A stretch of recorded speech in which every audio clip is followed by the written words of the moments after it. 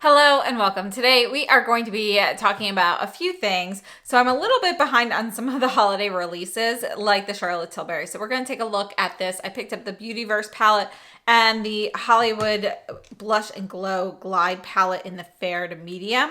I had actually ordered these when they first launched, but they arrived broken and then it just took a while to get the replacements and I got caught up in other releases. But we also are going to take a look at the new Tanseido Kazan swirl brushes. So I ordered both of these.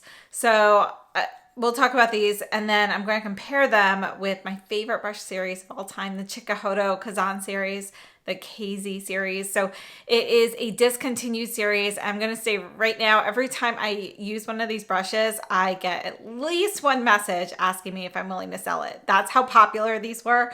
Unfortunately, I'm not willing to sell my brushes, so just a heads up there. But we're going to compare these and take a look at them and see whether or not these are worth picking up if you missed out on the KZ series. So let's start off with the Charlotte Tilbury Beautyverse palette. Now, first of all, the packaging here, I really do like the packaging. You know, I think it's fun. You know, it's cute. I love the rainbow effect. This is a flat top, which is nice, easy for storage. We have 9 shadows. They're 1 gram each. So, you know, overall, it's a nice palette. We have 3 different finishes here. We have mattes, what they call the crystal glow, and then party toppers. And it has a 2-year shelf life. It's made in Italy. So let's start off with the swatches of this. And I do have a few kind of swatch stains on my arm. Those are from some lipsticks that just do not want to come off. But we start off with 3 mattes at the top. This is our coolest matte.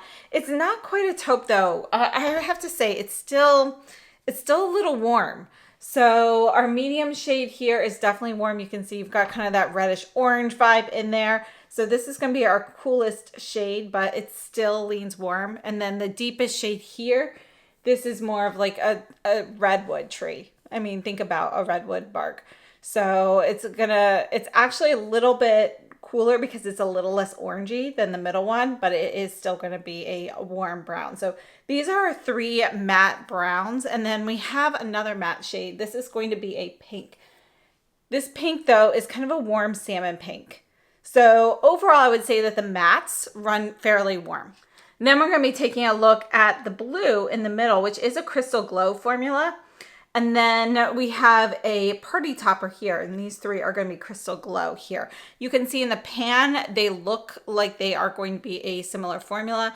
You can see how the crystal glow kind of swatches. It's going to be deeper, a bit more metallic, definitely very sparkly still.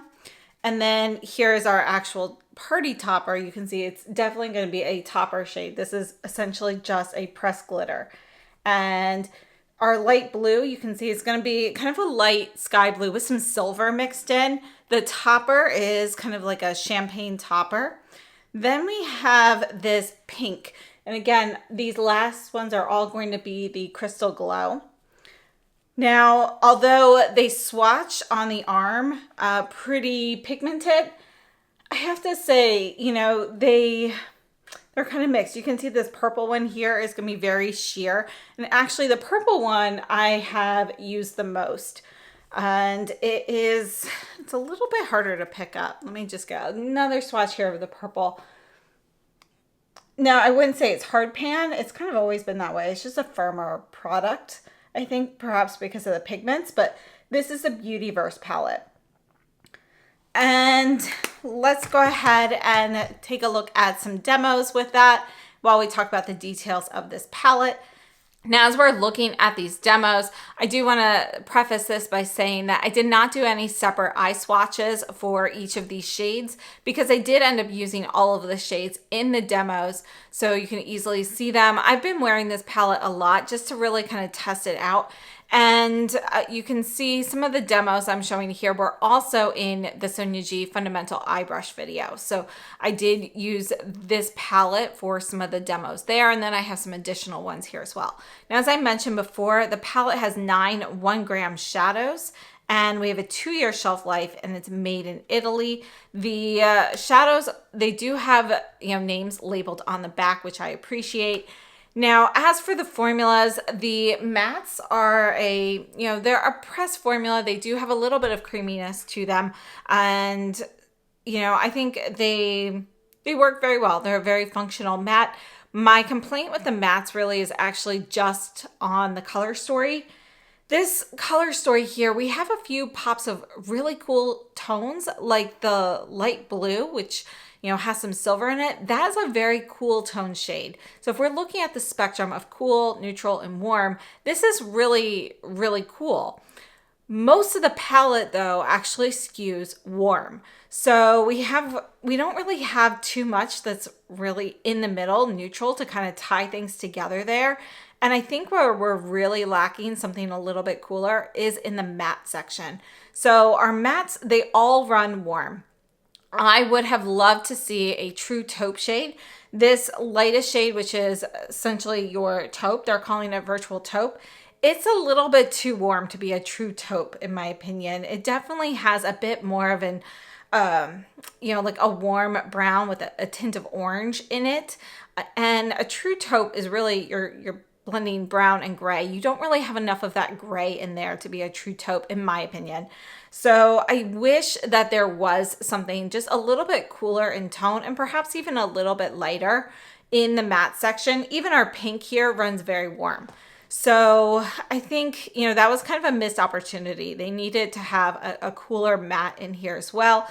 If you're going to have something very, very cool in the palette, I do think we need something to kind of bridge that in with the rest of the warm tones, because a lot of these shades actually skew pretty warm, even when they look a little bit cooler in the pan. Now, my skin tone is neutral, so the colors show up pretty accurately on my skin tone. If you are warmer, these might appear cooler on your skin tone. And if you're cooler than I am, then they will appear even warmer. So just something to note here. The Party Topper, I feel like that shade, it's a pressed glitter, but honestly, it's not that concentrated. You're not getting a ton of glitter from it.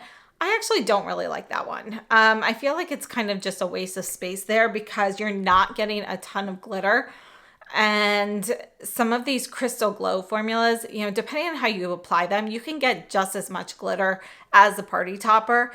And they're sheer enough that, you can't really differentiate between the Crystal Glow and the Party Topper with certain applications. So I feel like that would have been better to be in. I love having that champagne shade, but I would have preferred it in a different formula so you actually get some color. This is basically just pressed glitter, no base. So you're not really seeing any color with that. And again, that's the Beautyverse Party Topper. The blue, you can definitely get some pigmented color from that. If you're using a brush to apply these really sheer out though, and then you end up with a sheer translucent base and, of whatever color you're working with and some glitter. So I wish actually that these Crystal Glows were a little bit more strongly pigmented in the base. I was actually hoping they would be a lot like her shadows from last year, the singles. So the pop shots that Charlotte Tilbury came out with last year, they had some different formulas. So different shades did perform a little differently, but I feel like they were a better formula than what you're getting in this Beautyverse palette because you did get more color. It stayed more true to what you're seeing in the pan. And, even if you're looking at a sparkly shade and it doesn't have a super pigmented base, you're still going to get enough pigmentation that you can really see the color. Now, with these Crystal Glows, I feel like if you actually shear them out enough with a brush or you're swiping it on instead of patting or pressing, you're really not going to see that much of the color. And so, yeah, I have to say, I don't love this palette. It's not a bad palette. It's totally fine. I would call it an average palette. But I had really high hopes for these. I was really excited to see the blue and the purple in here in particular. That's not something we see often from Charlotte Tilbury. We see a lot of pinks and a lot of warm tone pinks. But I was really excited to see some of these cooler tone shades in the shimmers. And again, I was hoping they'd be more like the pop shots, which I really, really like those. So I was just a little disappointed with the overall color story and the shimmer formulas here. Overall, I'd have to say I'm a little disappointed in this palette. I don't love it. I think it's an okay palette. It's not bad. The formulas are not bad. They're just not exactly what I was expecting. The mattes are totally fine, but they run warmer than I would like. The shimmers, however, I was hoping for something just with a little bit more presence. I was very excited to see some of these cooler pops of color that we don't typically see from Charlotte Tilbury. You know, we've got the blues and the lavenders, whereas usually we just see lots and lots of pillow talk, lots of pinks. And I was really excited to see those, but unfortunately they just don't have that much presence on the eye. And, you know, I just think they're okay. However, this palette is something that would work well for people who are looking for, you know, some different colored toppers. I think that's how the crystal glows, you know, they work nicely for that. The mattes here, you know, they are nothing unusual. I'm sure these colors are ones that you have in other palettes. So I think overall it's an okay palette, but it's not great. Moving on, let's take a look at the Blush and Glow. And again, there are two different color stories here. I picked up the Fair to Light, or whatever it's called. Yeah, Fair to Medium. And so we have a pink and a pink blush and a highlight. Now, I thought this pink online looked like it was going to be a cool tone pink. So I was very excited for that. But you can see here that is a very warm tone pink. It's slightly cooler than the pink in the eyeshadow palette. And it's going to be a little bit deeper. But you can see it is definitely still going to be a warm tone pink. And so I was a little disappointed by that. Formula for these, they're okay. You can see that our highlight here is going to be kind of a pink champagne highlight. Again, it's going to skew a little warm as well. So here's the blush. Let's take a look at the demos. And while we're looking at these demos here, we're also going to get a sneak peek at some of these KZ brushes. So as for the Hollywood Blush and Glow Glide palette, we have 7.5 grams of product, a 2-year shelf life. It's made in Italy. We do have a mirror in the compact. Overall, I think it's an okay blush and highlighter. I was hoping for slightly cooler colors, but I think the formulas on here are fine. Nothing special or unique. We've seen these before in her other palettes, but you know, everything performs well. So I think it's okay. If you like the colors, then it's a good palette. No complaints with the formula of this at all. You know, if you like the colors, then it's a nice palette. Let's take a second and look at these Kazan hair brushes before we see some more demos. So these brushes are from Tanseido. We have 3 different handle color options. I chose the blue. It also comes in red or black. And I have seen these available for purchase on Fude Beauty and Fude Bobo. I purchased mine from Fude Bobo, and you can see that there is a bow on the handle there. And these are Kazan squirrel hair. So if you're not familiar with Kazan squirrel hair, it's a pretty rare type. And it's incredibly soft. It has a little bit of resiliency to it. So, you know, it doesn't feel so incredibly delicate that it's not going to pick up product. It performs really well. So that's one of the reasons it is my favorite, my favorite hair type.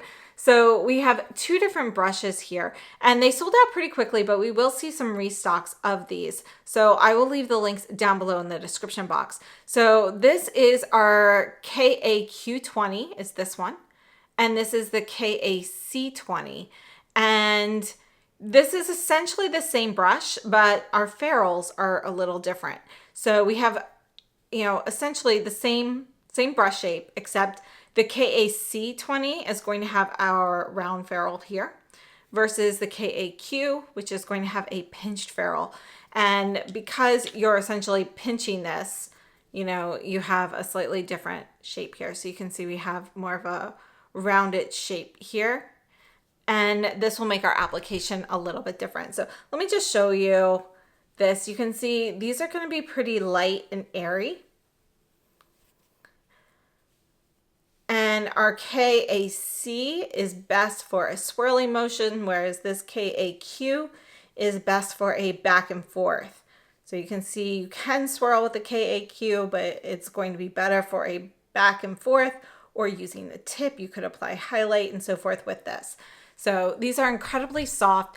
Let's take a look at some demos here. So both the KAC and the KAQ can be used for similar product applications. They can both be used for blush, they can be used for powder and so forth. But I do think that the shape of the ferrule makes a bit of a difference. As I mentioned, the KAC 20 is going to be better for more of a swirling motion. And because of that, I really like it with blushes that you're going to kind of swirl into your skin with a light buffing action. This is a very airy brush, so you're not going to get like a firm buff like you would with something like a Sonia G Smooth Buffer or anything like that. But if you prefer a swirling motion, you want to buff that color in a little bit, the KAC 20 is really nice for that. It's also great for, setting powder or putting powder on in strategic locations. That's also a purpose that is great for the KQ20. Now, this one having more of your pinched ferrule and getting a pressed shape here, this is going to be best for a blush that you're going to sweep on. You can also use a tip to apply a little contour or highlight, something in a strategic location. And because of the shape, if you really want to, you could get under your eye with this. I do find it to be a little bit large for that still, but it is something that can be done. And this is also great for applying powder in strategic locations around the face as well. So they are going to have slightly similar applications. It really is just going to come down to which style you prefer. So let's take one more look at these here on my hand and then look at the Tanseido Kazan series here. So this one here is the KAC 20 with the round ferrule. You can see how that swirls and you can see our brush hairs here. See, it's going to be pretty light and airy here, but there is a little bit of snapback because those hairs, although incredibly soft, still have a bit of resiliency to them. So they are not too soft to get the job done. And you could see that in the application demos as well. This here's the KAQ 20, which again is going to be best for going back and forth. You could use the tip. And you can see here how this one goes.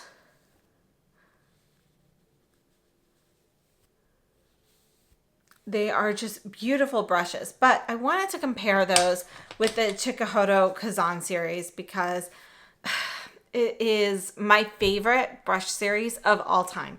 So as I mentioned before, it did, sell out pretty quickly. It wasn't around very long. The hair type is hard to get. It may come back at periodic times as like a limited edition set, but it's not something that will likely come back on a regular basis. So these are 3 of the brushes from the set. Let me just put these in order here. So we have the KZ2, KZ3, and KZ4.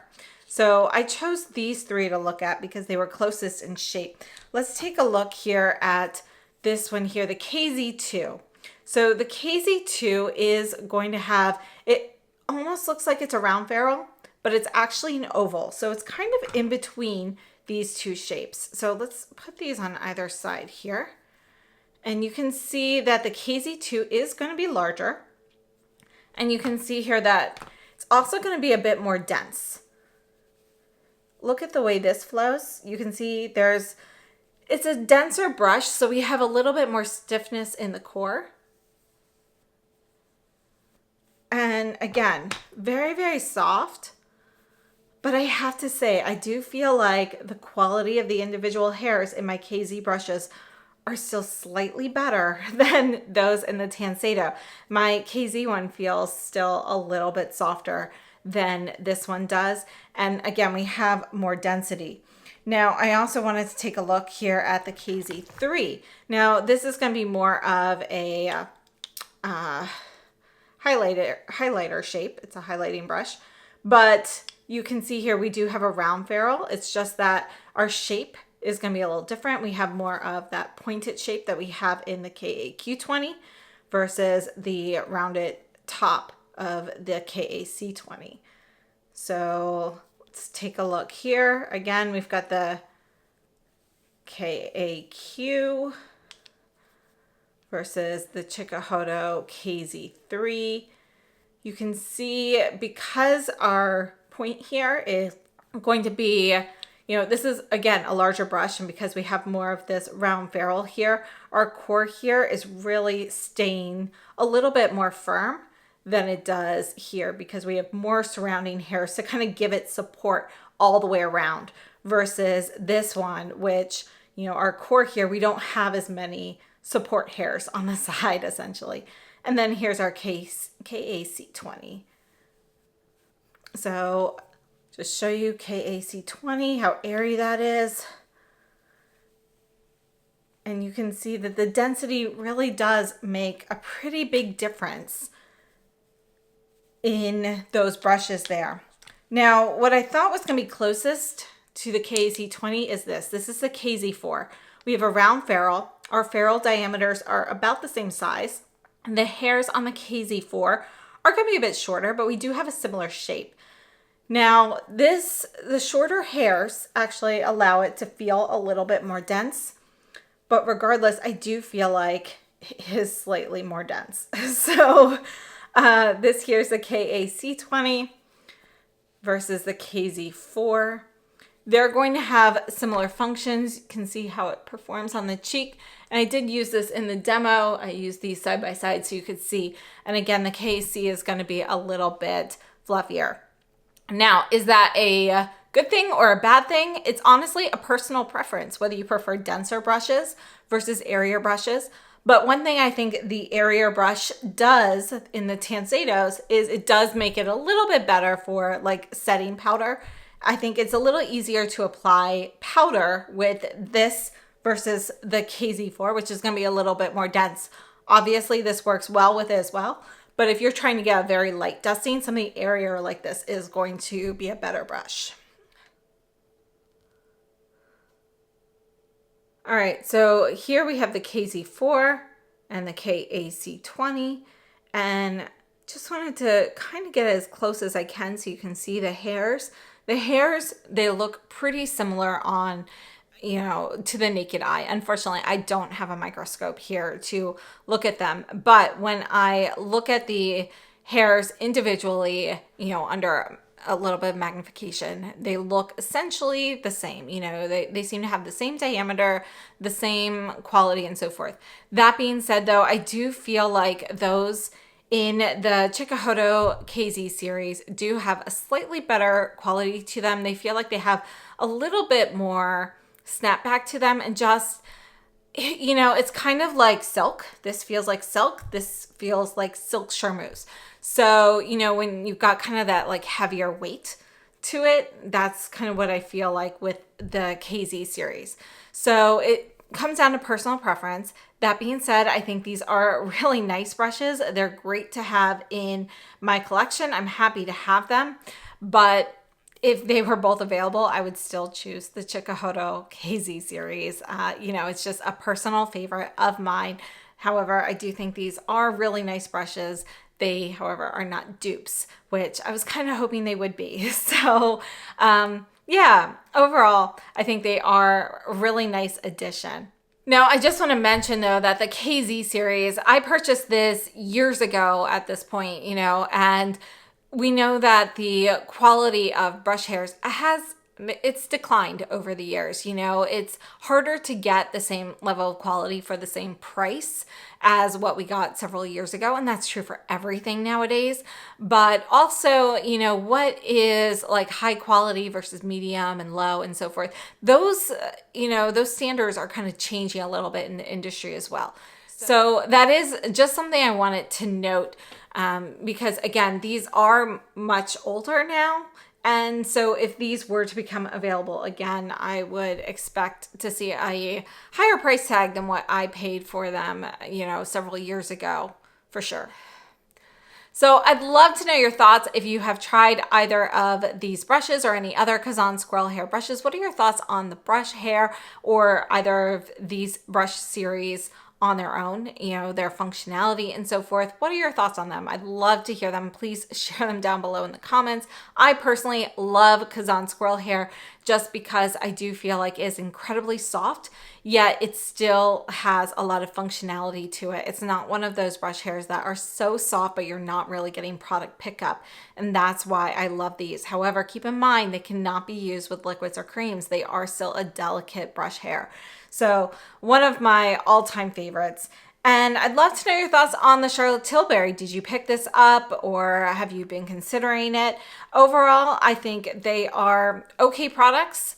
You know, they're not going to be favorites, but you know, there's nothing wrong really with the performance of them. They're just not exactly what I was expecting. So I think they're okay.